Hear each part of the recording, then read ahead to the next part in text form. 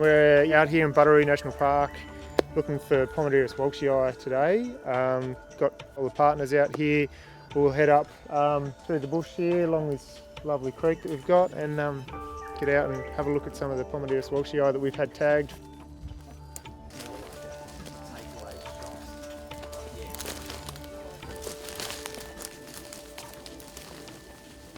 How did this species get identified as an important plant to sort of protect? Well, there's some researchers doing some work on other plants in this area, and they noticed that this Pomaderris was a little bit different to some of the others. Looking at the characteristics, particularly the leaf characteristics, realised that it was different. It looks very similar to one of the more common Pomaderris, Pomaderris elliptica. And through work with Botanic Gardens and some of the OEH staff and one of the other researchers, realised that it was a new species.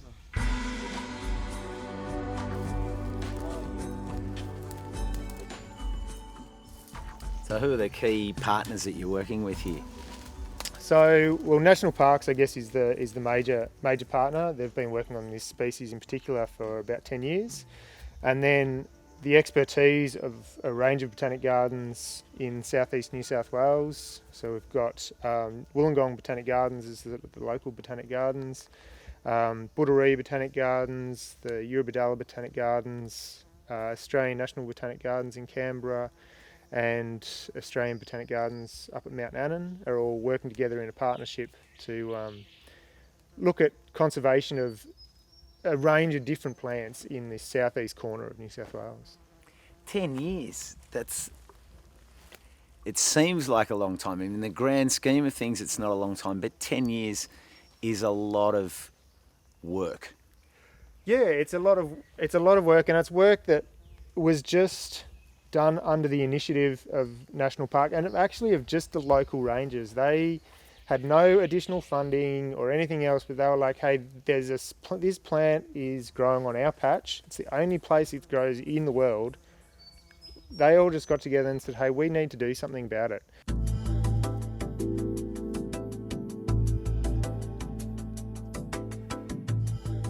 Are you finding them in a certain sort of slope, a certain position on the ridge or closer to the drainage lines? Is there any specific sort of replicable details? They're all within 30 metres of the creeks. So we survey 30 metres each side of the creek. And then we've found none outside that range, and they're more closer towards that sort of 10 to 12 metre range, close to the water. So the original hypothesis was they liked the flood to disperse the seed and to germinate it. However, the floods also do a lot of damage to the actual alive plants, so it either kills them, damages them, breaks off stems, covers them with debris, so they're as much detrimental as they are a mechanism for dispersal of the seed. Shall we move on? Yep.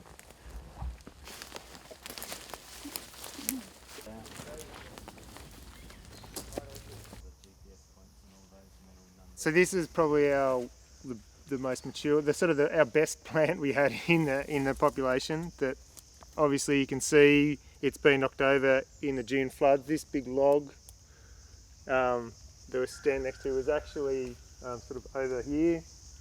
So that gives you an idea of the strength of the flood. This little Pomaderris didn't sort of stand a chance, but this had really good growth. It used to seed or flower quite well. But it has survived, and we can go and have a look at the rest of the growth. So you can see it's still reshooting down here. One flood event, and this happens to one of the major individuals of the population. We've lost some other individuals from the population completely, and when you're down to sort of such a small number of individuals, you can have just one event. Yeah. And so the insurance population is an appropriate term to use, because that's what you're doing. The premiums go up. Yeah, that's right. Genetic diversity sort of gives, I guess it gives the species as big a chance as possible to overcome any sort of any limitations within any one individual. There's issues if you have not enough genetic diversity, and there can be issues if you actually have too much genetic diversity as well. So there's a balance that needs to be found. But for this stage, where we're at right now is, yes, getting as much genetic diversity, as many different individuals into our insurance population as possible, and then that's a good base to start from.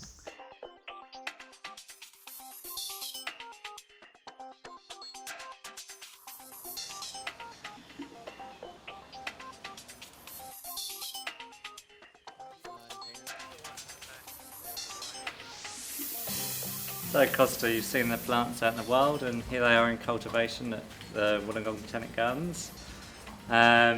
These are the original propagated plants that were taken from the plants in the wild. Now, were they grown from seed or from cutting? Now these are cuttings. So they were cuttings? Yeah.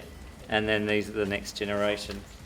And they do look much more like the way they were growing out in the wild. Yeah. That kind of searching open branch, spindly, and you know, you got the flowers coming on these ones here as well. Yeah, and so just tie this in with what we saw today. This is propagated from plant 19, which is the same plant that was knocked over by that massive trunk that's now been uprooted, and these were the cuttings that were taken previously from that same plant. So it highlights that sort of whole issue of, you know, the precariousness of the nature of the population being in that riparian flood zone. So in a sense, this is a bit like backing up your computer. Yeah. And then you have another drive which backs up the computer again. Yeah. When you distribute these out. Yeah. And they start growing in other places. What do you do with these ones initially? Where do they go? So these will be shared, working in a partnership with several other botanic gardens and national parks. So we would share the material out from here, or the different gardens would share it to us if they were the ones collecting it in the wild. And so, if, you know, we're backing up all the populations. So it's not only at Wollongong, because we might have an incident here, for example. What's the relationship and the importance of all the different groups that are working in this partnership? Well, look, I think fundamentally the biggest issue for plant conservation worldwide is that the current numbers, about 1 in 5 plants are under some form of threat of extinction in natural habitat. That's the latest number worldwide. And I think it's around 15% of the world's threatened flora is in Australia, totally. So the challenge for us is to try and work together, because there is just too many plants to try and save if we try and do it alone. Our partnership's called the South East Bioregion Working Group. It's a partnership that we established with the National Botanic Garden Canberra, the Royal Botanic Garden Sydney through the Australian Plant Bank at Mount Annan, and the Budderoo National Park Botanic Garden, Eurobodalla Botanic Garden, and ourselves. And we came together formally in 2013 with the aim of trying to work together to avoid primarily duplication of effort, which is such a big thing in the botanic garden world. Yeah. Yeah, well, especially if you're going to be using a limited resource pool to be replicating the same thing. That's right. And you know, you've seen today that the Pomaderris walshii, how important that plant is. I mean, it's just one of hundreds across the country that need intervention conservation action. So it's a big job ahead.